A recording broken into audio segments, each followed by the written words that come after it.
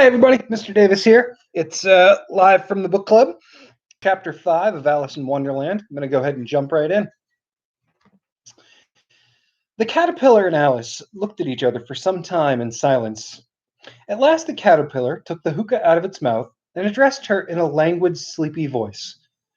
"Who are you?" said the caterpillar. This was not an encouraging opening for a conversation. Alice replied rather shyly, I hardly know, sir, just at present. At least I knew who I was when I got up this morning, but I think I must have been changed several times since then. What do you mean by that? Said the caterpillar. Explain yourself. I can't explain myself, I'm afraid, sir, said Alice, because I'm not myself, you see? I don't see, said the caterpillar. I'm afraid I can't put it more clearly, Alice replied very politely, for I can't understand it myself to begin with, and being so many different sizes a day is confusing. It isn't, said the caterpillar. Well, perhaps you haven't found it so yet, said Alice, but when you have turned into a chrysalis, you will someday, you know, and then after that into a butterfly, I should think you'll feel a little queer, won't you? Not a bit, said the caterpillar. Well, perhaps your feelings may be different, said Alice. All I know is I would feel very queer to me. You, said the caterpillar. Who are you? Which brought them back to the beginning of the conversation.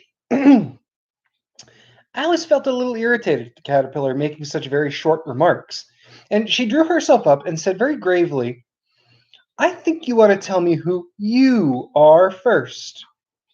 Why? Said the caterpillar. There was another puzzling question. And as Alice could not think of any good reason, and as the caterpillar seemed to be in a very unpleasant state of mind, she turned away. Come back, the caterpillar called after her. I've something important to say. This sounded promising, certainly. Alice turned and came back again. Keep your temper, said the caterpillar. Is that all? Said Alice, swallowing down her anger as well as she could. No, said the caterpillar. Alice thought she might as well wait, as she had nothing else to do, and perhaps, after all, it might tell her something worth hearing. For some minutes it puffed away without speaking, but at last it unfolded its arms, took the hookah out of its mouth again, and said, So you think you're changed, do you? I'm afraid I am, sir, said Alice. I can't remember things as I used to, and I don't keep the same size for 10 minutes together. Can't remember what things? Said the caterpillar. Well, I've tried to say, How doth the little busy bee, but it came out different, Alice replied in a melancholy voice. Repeat, You are old Father William, said the caterpillar. Alice folded her hands and began. You are old, Father William, the young man said, and your hair has become very white. And yet you incessantly stand on your head. Do you think, at your age, is it right? In my mouth, Father William, replied to his son. I feared it might injure the brain. But now that I'm perfectly sure I have none, why, I do it again and again. You're old, said the youth, as I mentioned before, and have grown most uncommonly fat. Yet you turned a back somersault in at the door. Pray, what's the reason for that? In my youth, said the sage, as he shook his grey locks, I kept all my limbs very supple. By the use of this ointment, 1 shilling the box, allow me to sell you a couple. You are old, said the youth, and your jaws are too weak for anything tougher than suet. Yet you finished the goose with the bones and the beak. Pray, how did you manage to do it? In my youth, said his father, I took to the law and argued each case with my wife, and the muscular strength which it gave to my jaw has lasted the rest of my life. You are old, said the youth. One would hardly suppose that your eye was as steady as ever. Yet you balanced an eel on the end of your nose. What made you so awfully clever? I have answered 3 questions, and that is enough, said his father. Don't give yourself airs. Do you think I can listen all day to such stuff? For be off, or I'll kick you downstairs. That is not right said the caterpillar. Not quite right, I'm afraid, said Alice timidly. Some of the words have gotten altered. It is wrong from beginning to end, said the caterpillar decidedly, and there was a silence for minutes. The caterpillar was the first to speak. What size do you want to be? It asked. Oh, I'm not particular as to size, Alice hastily replied. One doesn't like changing so often, you know. I don't know, said the caterpillar. Alice said nothing. She'd never been so much contradicted in her life before, and she felt she was losing her temper. Are you content now? Said the caterpillar. Well, I should like to be a little larger, sir, if you wouldn't mind, said Alice.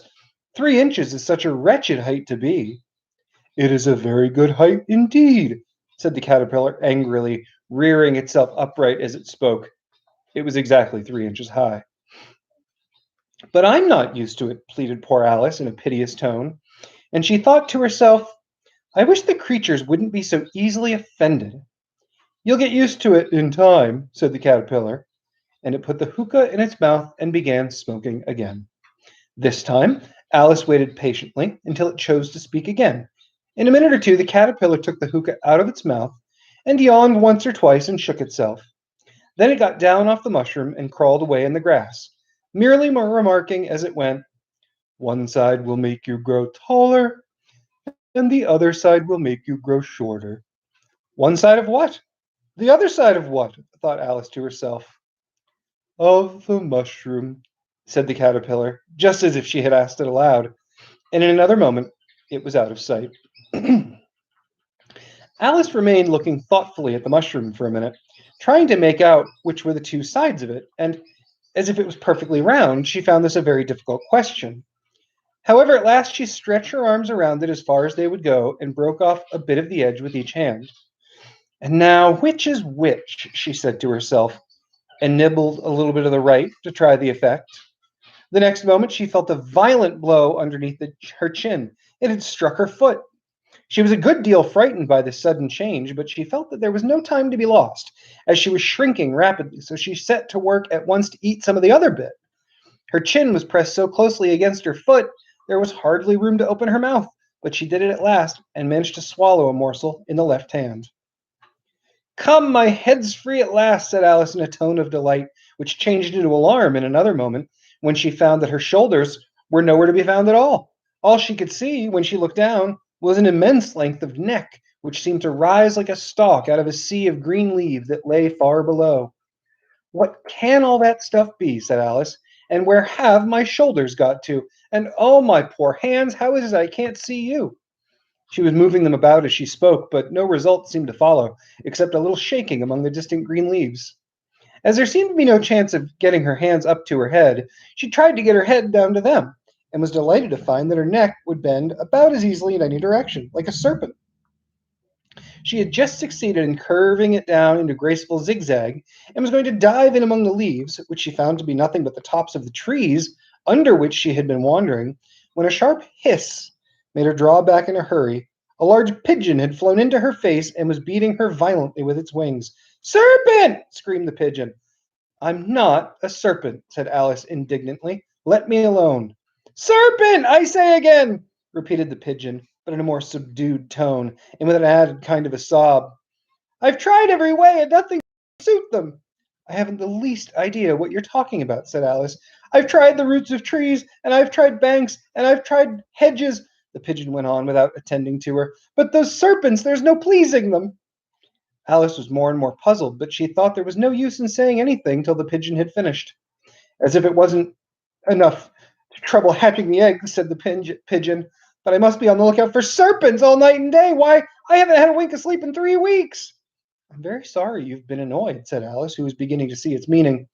And just as I'd taken the highest tree in the wood, continued the pigeon, raising its voice to a shriek, and just as I was thinking I should be free of them at last, they must needs come wriggling down from the sky. Oh, serpent! But I'm not a serpent, I tell you, said Alice. Well, what are you? Said the pigeon. I can see you're trying to invent something. I'm, I'm a little girl, said Alice, rather doubtfully, as she remembered the number of changes she had gone through that day.